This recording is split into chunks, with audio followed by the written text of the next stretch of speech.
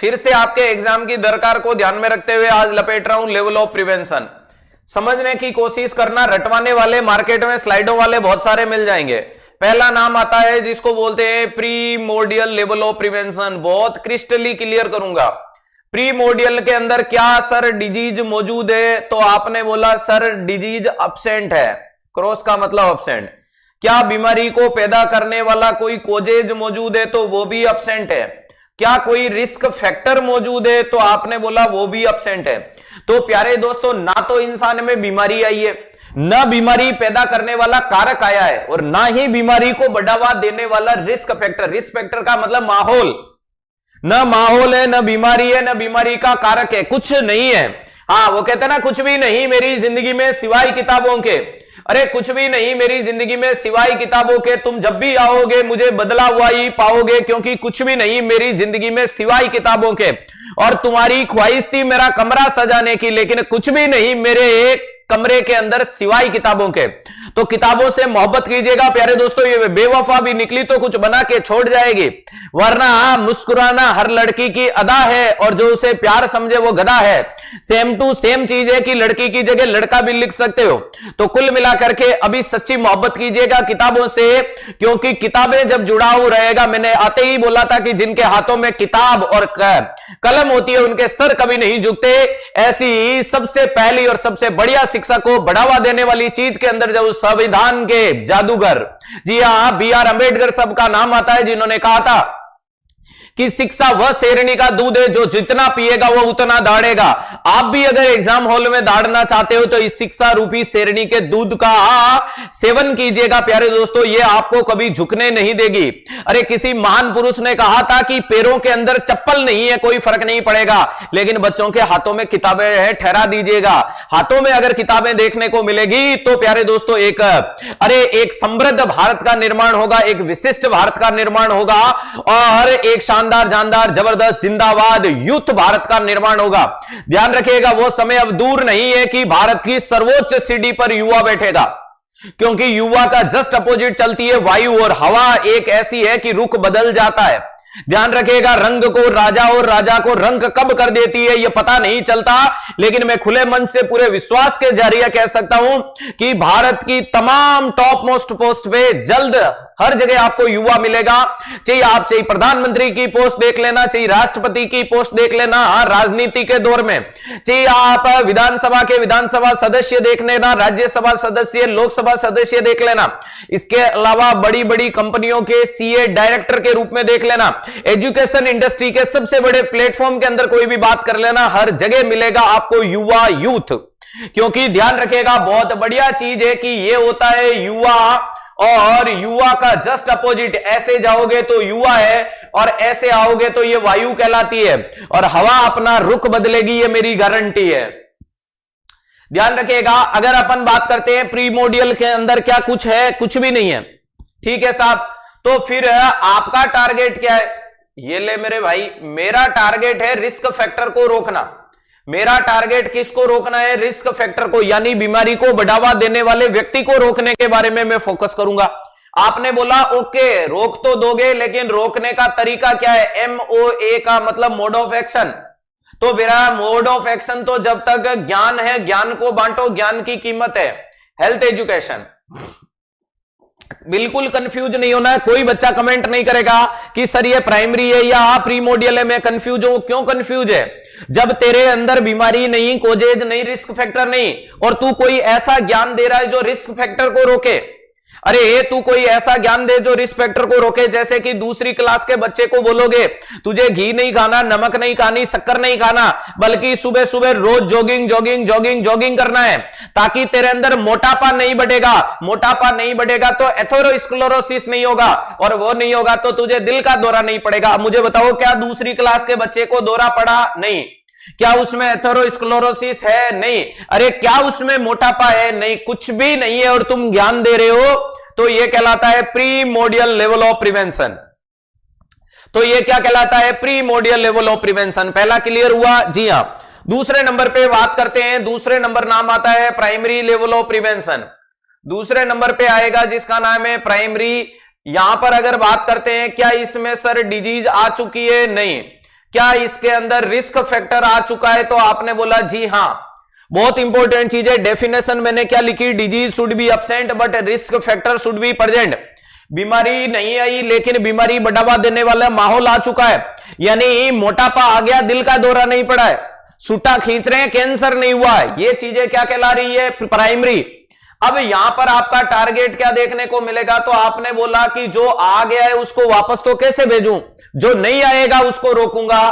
तो यहां आपका टारगेट है डिजीज को प्रिवेंट करना। तो एग्जामिनर अगर आपसे बोले कि प्यारे दोस्तों रिस्क फैक्टर को रोकने वाला प्राइमरी, डिजीज को रोकने वाला सेकेंडरी, अब रोकोगे कैसे? तो इसके लिए भी आपने बोला मैं एक तो काम लूंगा हेल्थ एजुकेशन और दूसरा मैं काम में लूंगा स्पेसिफिक प्रोटेक्शन। स्पेसिफिक प्रोटेक्शन का मतलब कुछ विशेष बचाव। ध्यान रखिएगा, मैं दो तरीके काम में लूंगा मैंने, ठीक है। ज्ञान हमेशा पूरे शरीर के लिए दिया जाता है, न कि शरीर के स्पेशल पार्ट के लिए। तो अगर आप किसी भी मरीज को रिस्क फैक्टर की मौजूदगी में ज्ञान दो, रिस्क फैक्टर की मौजूदगी में ज्ञान दो, जिसमें डर है, जिसमें माहौल है, हां उसको, जैसे कि आपने बोला हाइजीन मेंटेन करो, आपने बोला एनवायरमेंट की क्लीनिंग करो, अरे आपने बोला गुड न्यूट्रिशन लो, गुड न्यूट्रिशन लो, आपने बोला एक्सरसाइज करो। याद रखिएगा ये सारे पॉइंट हेल्थ एजुकेशन के पूरे शरीर को कवर करेंगे, नहीं करेंगे? करेंगे। आज मुझे बोल रहे हो सिद्धार्थ सर आप हाइजीन मेंटेन करो, डेली ब्रश किया करो, नाखून छोटे रखो, बाल कटवा के रखो ताकि इंफेक्शन नहीं होगा। इसका मतलब क्या मेरे नाखून बड़े हैं? हाँ मेरे नाखून बड़े हैं, मुझे बीमारी हो सकती है। चलिएगा, एनवायरमेंटल क्लीनिंग आपने बोला सिद्धार्थ सर जहां रहते हो आसपास के क्षेत्र के अंदर क्या करो? साफ सफाई वाला एरिया रखो। गुड न्यूट्रिशन, अच्छा खान पान खाओ, एक्सरसाइज वगैरह करो, जॉगिंग वॉगिंग करो, ये वाली चीजें क्या देखने को मिलती है? Health education. लेकिन स्पेसिफिक प्रोटेक्शन का मतलब क्या है? आपने बोला हेलमेट के बारे में, आमलेट नहीं, हेलमेट, सीट बेल्ट, इसके अलावा प्रोफाइलैक्सिस, इसके अलावा क्वारंटाइन, ध्यान रखिएगा। इसके अलावा क्या बोलोगे? पीपी किट, अरे ध्यान रखिएगा। इसके अलावा कॉन्ट्रासेप्शन, और इसके अलावा वैक्सीन। ध्यान रखिएगा ये तमाम चीजें कहां आती है? प्राइमरी के स्पेसिफिक में। स्पेसिफिक का मतलब जिसके लिए दे रहे हो उसी का बचाव करेगा, जिसके लिए दे रहे हो बस उसी का बचाव करेगा, दूसरा कुछ नहीं कर पाएगा। जैसे कि प्यारे दोस्तों, अरे जैसे कि लिए पहला क्या नाम बोला? हेलमेट। अब मुझे बताओ हेलमेट उसी व्यक्ति को दोगे जो बाइक चलाता होगा, साइकिल चलाता होगा? जो बेड पे सो रहा है वो तो हेलमेट नहीं पहनेगा। इसका मतलब क्या बाइक चलाने वाले में रिस्क है। लेकिन हेलमेट एक्सीडेंट के बाद या पहले? तो आपका जवाब जाएगा ऑफकोर्स पहले। तो अभी एक्सीडेंट हुआ नहीं है, एक्सीडेंट से चोट को बचाने के लिए हेलमेट दिया जाता है। सेम चीज सीट बेल्ट हो गया, अरे सेम चीज सीट बेल्ट हो गया। अगला नाम है प्रोफाइलैक्सिस। व्यक्ति में रिस्क मौजूद है, बीमारी आई नहीं है, कोलारे का रिस्क फैक्टर में है टेट्रासाइक्लिन देना, तो रिस्क फैक्टर की मौजूदगी में दी जाने वाली दवाई प्रोफाइलैक्सिस कहलाती है। क्या कहलाती है? प्रोफाइलैक्सिस। क्वारंटाइन, आपने कोरोना काल में देखा था कि क्वारंटाइन में कुछ लोगों को अलग किया था, बीमार व्यक्ति को नहीं। क्वारंटाइन किया जाता है हेल्थी पर्सन बट एक्सपोज। मान लीजिएगा कि तुम्हें कोरोना हो और तुम्हें अलग करे, वो है आइसोलेशन। तुम्हें कोरोना हुआ, तुम्हारे मम्मी पापा को बोला तुम अलग रहो, मम्मी पापा बोले हम तो साफ सुथरे हैं, हमें कोई कोरोना हुआ नहीं, हमें क्यों अलग कर रहे हो? उन्होंने बोला आप में रिस्क मौजूद है, आप में रिस्क मौजूद है, बीमारी हुई नहीं है, आपको अलग रहना पड़ेगा। Quarantine belong to primary level of prevention. स्लाइडें अलग रखो और सेशन को समझो। नेक्स्ट लिखा है पीपी किट। पीपी किट भैया जी एचआईवी के मरीज को छूने से पहले ग्लव्स पहनोगे या बाद में? पहले। रिस्क है तो पहनना है, जी हां। जिसमें रिस्क नहीं है, अब ड्रॉपलेट इंफेक्शन है, ग्लव्स थोड़ी पहनूंगा, नहीं। लेकिन ग्लव्स पहनूंगा तो सिर्फ टच वाली बीमारियां नहीं होगी, हेलमेट लगाऊंगा तो सर की सुरक्षा है, हाथ पे टांग टूट सकती है। क्लियर है? ध्यान रखिएगा। दूसरे नंबर पे कॉन्ट्रासेप्शन। बेटा कॉन्ट्रासेप्शन प्रेगनेंसी से बचाव करता है। तो भैया जी ये टूर्नामेंट खेलने से पहले यूज लोगे या बाद में? पहले। अरे इन्फेक्शन होने के बाद या बच्चा होने के बाद या पहले? तो पहले। अगला नाम है वैक्सीन। वैक्सीन उस व्यक्ति में वही वैक्सीन लगाओ जिसमें जो रिस्क है।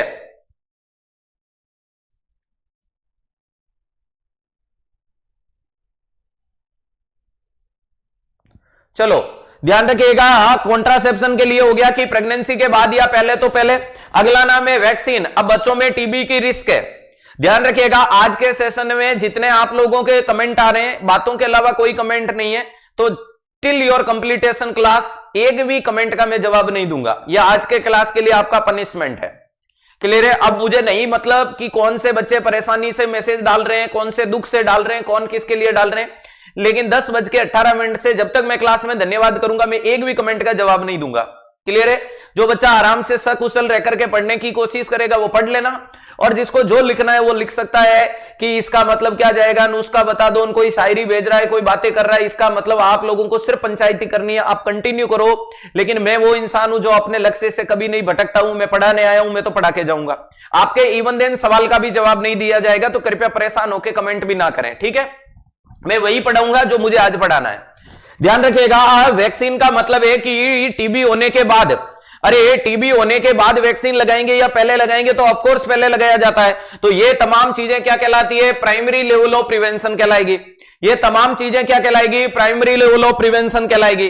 दूसरे नंबर पे नेक्स्ट नाम आता है जिसको बोला जाता है सेकेंडरी लेवल ऑफ प्रिवेंशन।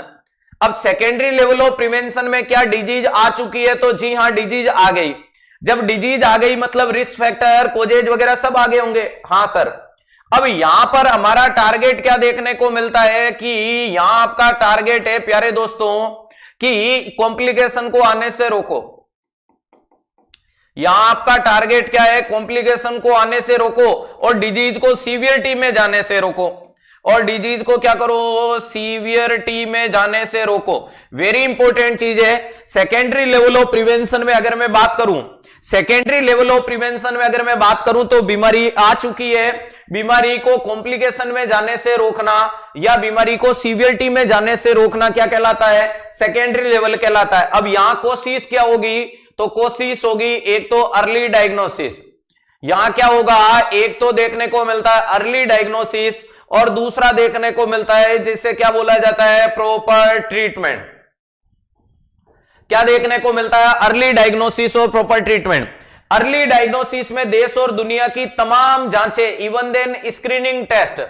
अगर आप किसी भी मरीज के लिए ब्रेस्ट सेल्फ एग्जामिनेशन कर रहे हो, ध्यान रखिएगा, टेस्टिकुलर सेल्फ एग्जामिनेशन कर रहे हो, पेप स्मीयर कर रहे हो, ये तमाम स्क्रीनिंग टेस्ट भी कहां है? इसी में। छोटी से छोटी जांच होती है बीपी चेक करना और बड़े से बड़ी जांच होती है एंजियोग्राफी करना, सारी सेकेंडरी में आएगी।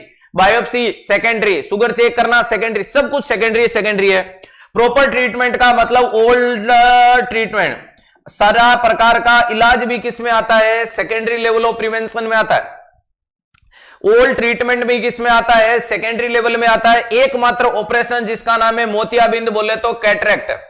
कैटरेक्ट का ऑपरेशन सेकेंडरी में आता है क्योंकि यह लेंस को बदलना भी अलग बात है, लेकिन ज्यादातर लेंस को साफ कर सकते हैं। क्लियर है? तो ये सेकेंडरी लेवल हो गया। लास्ट बट नॉट लीस्ट आता है जिसका नाम है टर्सरी लेवल ऑफ प्रिवेंशन। क्या नाम देखने को मिलता है? Tertiary level. और टर्सरी लेवल में क्या है कि बीमारी कॉम्प्लिकेशन आ चुका है, बीमारी के अंदर कॉम्प्लिकेशन आ चुका है, बीमारी की सीवियरिटी आ चुकी है, पेशेंट अपनी एंड स्टेज में जा चुका है, यानी सब कुछ हो चुका है। तो यहां अब आपका टारगेट कुछ नहीं है, दोनों चीज साथ है। एक तो इसके कारण जो मरीज में डिसेबिलिटी आई है उसको लिमिट करो। अरे डिसेबिलिटी को क्या करो? लिमिटेशन करना है। और दूसरा क्या करो? मरीज को रिहेबिलिटेशन। तो ध्यान रखिएगा, यहां अपन ने क्या बता दिया? डिसेबिलिटी, लिमिटेशन और रिहेबिलिटेशन। क्या होता है डिसेबिलिटी, लिमिटेशन?